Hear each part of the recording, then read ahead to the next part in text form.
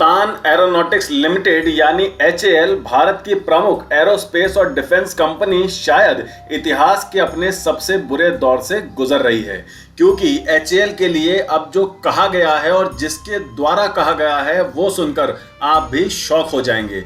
आपको यकीन नहीं होगा कि इतने बड़े पद पर बैठे व्यक्ति ने साफ और कड़े शब्दों में एचएएल को सीधे सीधे लताड़ लगाई है।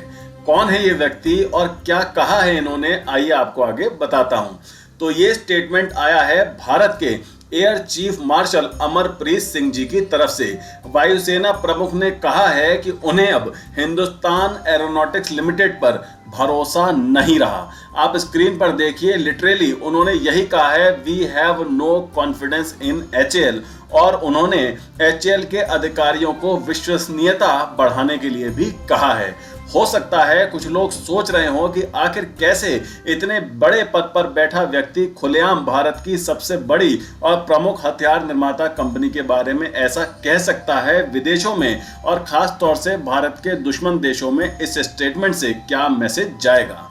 तो हो सकता है आपकी बात सही हो, लेकिन मैं इस पर दो बातें कहना चाहूंगा। पहली तो ये कि इंडियन एयरफोर्स कितने सालों से और किस कदर फाइटर जेट की कमी से जूझ रही है, ये बात शायद ही दुनिया में कोई देश ऐसा हो जिसे पता ना हो। तो इस स्टेटमेंट में ऐसा कुछ भी सरप्राइजिंग नहीं है जिसका खुलासा अभी हुआ हो। दूसरी बात ये कि आप खुद सोचिए कि भारतीय वायुसेना फाइटर जेट की कमी से कितनी बुरी तरह से जूझ रही होगी, जिसके कारण वायुसेना प्रमुख इतने गुस्से में हैं, इतने निराश हैं। और इसका कारण भी मैं आपको बताता हूं। अगर फाइटर जेट की बात करें तो ग्लोबल फायर पावर के हिसाब से पाकिस्तानी वायुसेना के पास 328 फाइटर जेट्स हैं, जिसमें से 230 एक्टिव मोड में हैं, यानी युद्ध के लिए तैयार हैं। वहीं भारतीय वायुसेना में 513 फाइटर जेट्स हैं, जिनमें से 385 एक्टिव हैं, यानी युद्ध के लिए तैयार हैं। अब आप सोच रहे होंगे कि हमारे नंबर्स पाकिस्तान से ज्यादा हैं, तो फिर इसमें चिंता वाली बात क्या है। तो चिंता की बात है, क्योंकि हमारा एरिया भी पाकिस्तान से ज्यादा है। भारत के पास लगभग 33 लाख स्क्वायर किलोमीटर का एरिया है, वहीं पाकिस्तान के पास लगभग 9 लाख स्क्वायर किलोमीटर का एरिया है। यानी भारत के पास 3.5 गुना से भी ज्यादा बड़ा एरिया है, जिसकी सुरक्षा के लिए वायुसेना को कम से कम 3 से 4 गुना एक्टिव फाइटर जेट चाहिए पूरे भारत की सुरक्षा के लिए। आज की स्थिति तो ये है कि आप चीन को तो छोड़ दीजिए, अगर पाकिस्तान और बांग्लादेश दोनों की वायुसेना से भारत की वायुसेना को एक साथ निपटना पड़े तो भारत के लिए ये बहुत ही टेढ़ी खीर होगा, बहुत मुश्किलों का सामना करना होगा इनसे जीतने के लिए।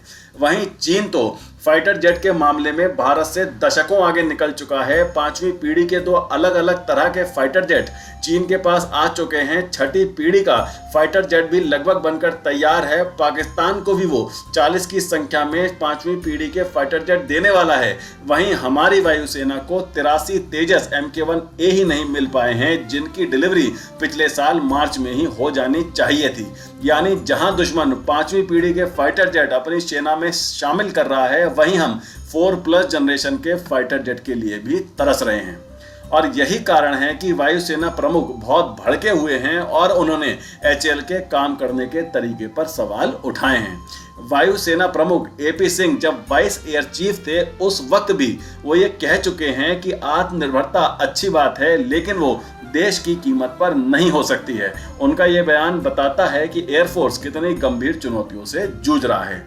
एचएएल के लिए वाकई अब करो या मरो की स्थिति है। एचएएल को मिशन मोड में काम करना होगा और एयरफोर्स के ऑर्डर को, खास तौर से फाइटर जेट के ऑर्डर को समय पर देने ही होंगे। और अगर ऐसा करने में उन्हें कोई समस्या आ रही है तो इसका समाधान भी उन्हें जल्द से जल्द ढूंढना होगा, फिर चाहे वो इंजन से जुड़ी समस्या हो या कोई और, क्योंकि देश की सुरक्षा के साथ किसी भी सूरत में समझौता नहीं किया जा सकता।